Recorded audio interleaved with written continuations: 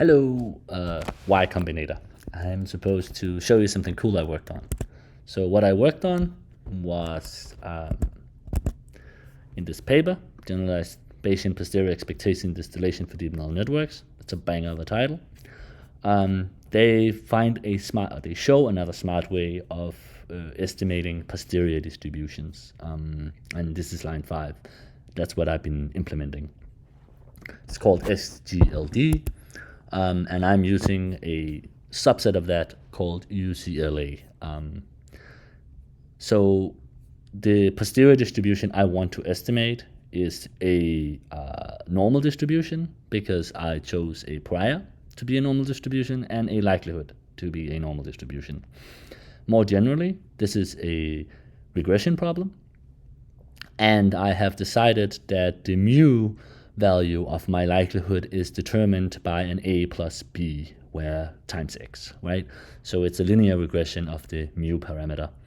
Because I chose two normal distributions, I get a conjugate model, so I get another normal distribution. And that means I can compare my solution, my estimation solution, to the correct analytical solution, because I have a closed form for the covariance matrix, and I have a closed form for the mu. To the code itself. This isn't interesting, it's just data. This is a class I made. It's also not very interesting. It just does very basic stuff. Very quickly, I'll go through it. I have some data, dimensions, and then I have a log prior and a log likelihood, which means I get a log joint distribution, and then I get a gradient, which I calculate based on that. And you give me a and a b for the linear coefficients of the coefficients that's supposed to estimate the mu. So we're doing linear regression here. We could make it much more complicated, but let's keep it that simple.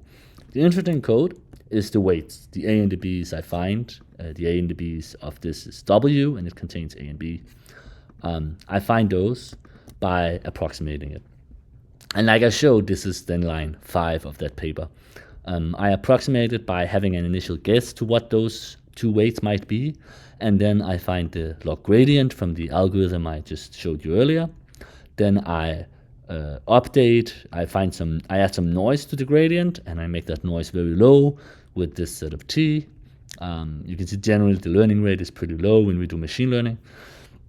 And then I add this little bit of noise to the gradient, and then I multiply it with this LR divided by 2. That's what they say in the paper. As you can see, this is ether t is LR, learning rate. And then I add that gradient, updated gradient to the weight itself, and I then store the sample, and then I stack it. When I run it, the code below here is simply just running it. It's not very interesting, so we'll skip that, and I'll just show you what the visual look like. So starting from the left, we have a prior, and then we have a likelihood. I haven't normalized the data, which is why you're seeing this sort of behavior in matplotlibs. It's a little buggy. It is there, but there's a very low probability of this occurring. You can basically ignore it and just focus on whatever is in here. The interesting part, the thing I was approximating, was the posterior, and the red dots is my approximation. I think it can get a lot better, still space for improvement, but it's already doing quite well. Yes. And that's the MLE is the blue dot here, so that's actually the map estimate. So as you can see, I'm definitely around the distribution, and I'm describing it rather well, I think. Thank you.